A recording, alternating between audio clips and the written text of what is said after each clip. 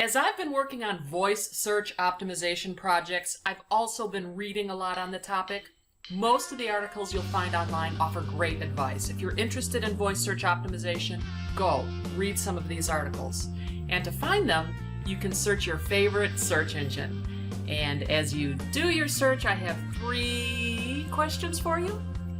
Number 1, did you use your fingers or did you use your voice when you picked up your device to search? Number 2, did you try both?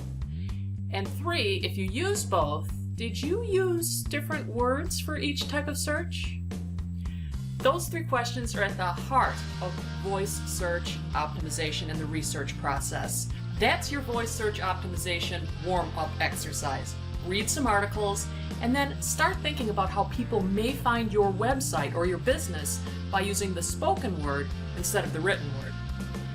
Now, after you've thought about voice search and you've read a few of these terrific articles on voice search optimization, I'm going to give you one more little thought, and this thought differs radically from everything else you might have read about voice search optimization.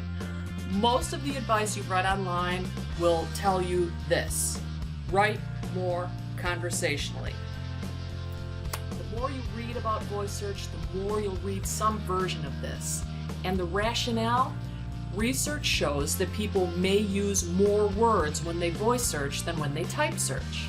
And the large tech companies that are investing gobs of money into voice technology, they are also advising you to talk to your device as if it's your friend.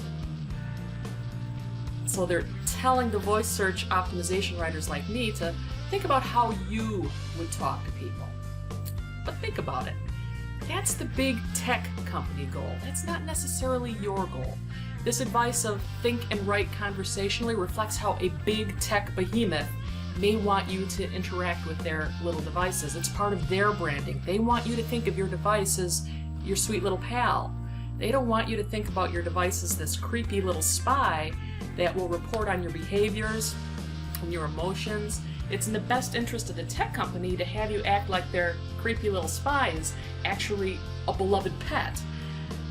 This device is an insidious monster that will reveal your deepest, darkest secrets to a corporation so it can turn a profit better.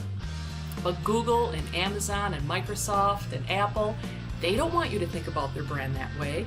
Invasive monster is not that lovable brand attribute that they're going for. So when you hear them use words like personal and conversational, those are brand attributes they're touting to get you to think of your phone as your friend and not the intrusive little creep that it is. The goal of the big tech company is to have you talk to your device in a way that's conversational, and every big tech company is sure to reiterate that point. But the big brand goal of big tech companies, that's not necessarily your goal. Your goal is to reach your audience, and to do that, you'll want to talk the way they talk. So while the big companies keep telling you to talk to your device conversationally, I want you to try something completely different. Instead, I want you to listen to how your audience talks to their devices. Does your audience really talk to the device in a way that's natural and conversational? Do they really? Well, sometimes they may, but often, people don't talk conversationally at all to their devices. And how do I know this? I listen hard, and here's what I hear. I will hear people enunciate more distinctly when they talk into their phones. In an effort to be understood, they'll talk like a radio announcer from the 1940s. You know, they'll clip each syllable with precision, or they'll put huge spaces between words, all in an effort to try to make their phone understand them. And I'll give you an example. Let's say we're friends and I'm in your city and I'll ask you, hey, who's got the best food in this town for Indian? But if I use my voice to ask Google, I might say, what's the best Indian restaurant near me? Hear that? People talk differently to real people. It's not just our actual words, it's our diction, it's our cadence. You know this is true. The phone is not my friend. It doesn't understand me the way you do. I know for a fact that if my boyfriend talked to me the way he talks to his phone, we'd have a huge problem.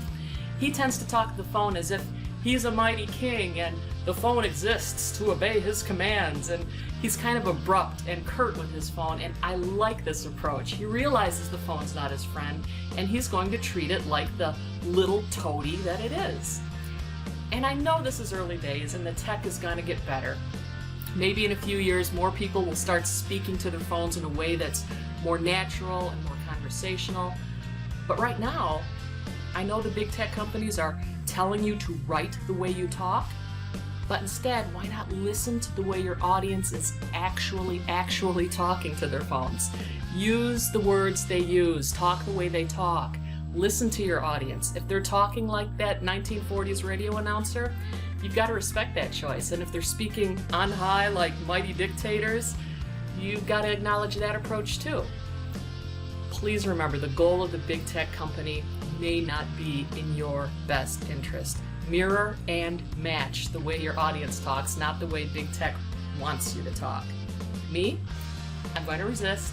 I'm going to refuse to speak to my phone as if it were my friend. I'm going to talk to it like my toady. How about you? Are you talking to your phone like it's your BFF? How's voice search working out for you? This is Laura Bergels. Let's continue this conversation. Be sure to subscribe and comment, and we will continue this conversation. Who's an obsequious little monster? You are! You are!